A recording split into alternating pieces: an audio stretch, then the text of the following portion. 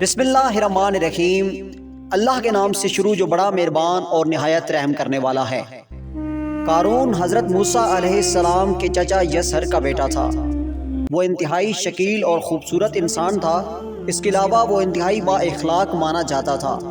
اس کی وجہ یہ تھی کہ وہ تورات کا ایک بہت بڑا عالم تھا، لیکن جب اس کے پاس علم و حکمت کے ساتھ ساتھ بہت ساری دولت آ گئی تو اس کی شخصیت میں تکبر پیدا ہو گیا اور وہ غرور کرنے لگا، اور اس حد تک وہ متکبر ہو گیا کہ بعد میں حضرت موسیٰ علیہ السلام کا دشمن بن گیا۔ ناظرین گرامی، جب اللہ تعالیٰ کی طرف سے حضرت موسیٰ علیہ السلام کو یہ حکم ہوا کہ آپ اپنی امت کو بتا دیں کہ اب سے ان پر زکوٰۃ فرض ہو چکی ہے، تو حضرت موسیٰ علیہ السلام نے جب یہ بات قارون کے ساتھ کی تو قارون نے وعدہ کیا کہ وہ اپنی پوری دولت کا 1000واں حصہ اللہ کی راہ میں زکوٰۃ کرے گا۔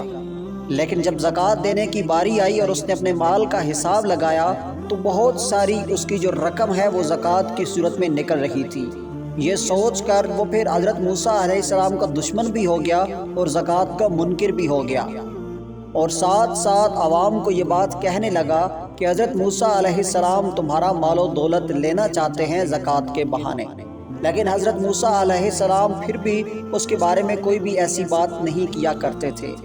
قارون حضرت موسیٰ علیہ السلام کے اس حد تک مخالف ہو چکا تھا کہ اس نے حضرت موسیٰ علیہ السلام پر بدکاری کا الزام لگا دیا، اور ایک عورت کو بہت ساری دولت دے کر راضی کر لیا کہ وہ حضرت موسیٰ علیہ السلام پر یہ الزام لگائے۔ ایک مرتبہ حضرت موسیٰ علیہ السلام واعظ کر رہے تھے کہ آپ کے بیان کے دوران قارون نے آپ کو ٹوک دیا اور کہا کہ آپ نے فلاں عورت کے ساتھ بدکاری کی ہے۔ حضرت موسیٰ علیہ السلام انتہائی پریشان ہوئے اور آپ نے کہا کہ اس عورت کو لے آؤ میرے سامنے۔ جب وہ عورت حضرت موسیٰ علیہ السلام کے سامنے لائی گئی تو آپ نے اس کو اللہ کی قسم دی اور اتنی گرجدار آواز میں اسے کہا کہ سارا واقعہ بیان کرو۔ حضرت موسیٰ علیہ السلام سے ڈر کر اس عورت نے حقیقت بیان کر دی۔ عورت کہنے لگی کہ مجھے قارون نے بہت ساری دھن دولت دے کر حضرت موسیٰ علیہ السلام پر الزام لگانے کا کہا ہے کہ میں ان پر بدکاری کا الزام لگاؤں۔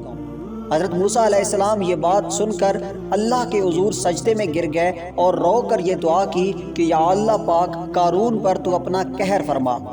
اور پھر حضرت موسیٰ علیہ السلام نے کھڑے ہو کر یہ اعلان کیا کہ جو قارون کے ساتھ جانا چاہتے ہیں وہ قارون کی طرف ہو جائیں، اور جو میری طرف رہنا چاہتے ہیں وہ میرے ساتھ ہو جائیں، سوائے 2 خبیثوں کے باقی سارا بنی اسرائیل حضرت موسیٰ علیہ السلام کے ساتھ کھڑا ہو گیا۔